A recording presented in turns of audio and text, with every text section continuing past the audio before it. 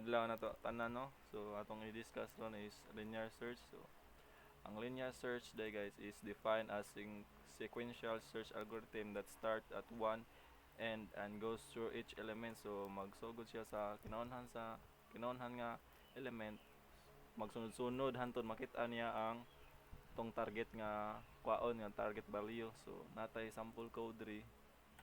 So diri mo na tong sample code. So magbasa ta og ari ta maguna sa main method. So ubos na natay int array nga nag int array number. So among naghatag 3 atong array numbers kay 5 8 2 1 9 3 and 7. So mo na atong array numbers. So ang ubos mo na atong target value. So atong ganahan kwaon. So which is 3 then ang ubos kay result nag kuan sa tag result nga linear search natay duha ka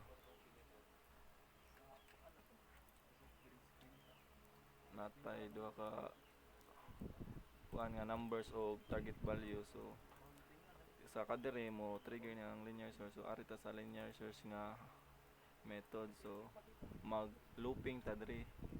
So ang int I equals to 0, I is less than array length. So ang array length ato is 7 man. So ang 0 less than 7, so true. So musuot ta diri sa sunod sa ubos. So array 0 kay ang 0 na to is 5. Then ang target na to is 3. So false. So mo increment ta ang I na to mahimo ng 1. So 1 less than to array that length. So true. So balik sa ta diri sa ubos. So ang 1 na to is 8 man. 8. So 8 equals to target na dito is 3 is false. So dili pa equal. So mo increment na sad ta. May mo ng 2 less than array that length. So true. So ta diri balik sa ta diri sa ubos. Ang array na to I na to is 2 equals to 3. So false. Mo increment na sad ta. Balik-balik ra ta ni. So ayun mo na siyang 3 array length is true. Then ang 3 na to diri ang value na to sa index 3 kay 1. So false gihapon. Increment na sad ta. Mayroon siyang 4. So kan get true. 4 less than array length.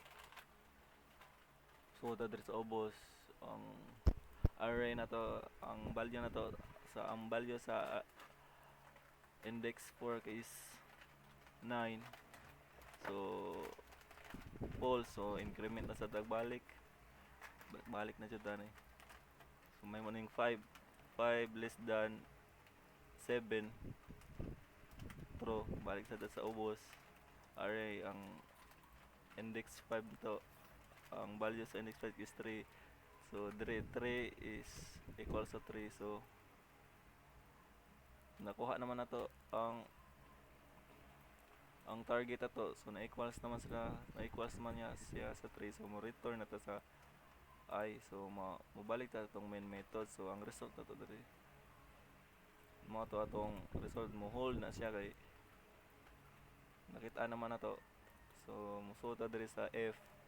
So if result na to is sa tong index 1 to 0 1 2 3 4 5. So 5 is not equal to negative 1. So mo print dayon ang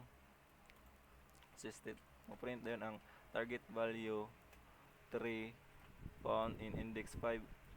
So mo to iparahin na to. So target value is found in target value 3 is found in index 5. So mora to.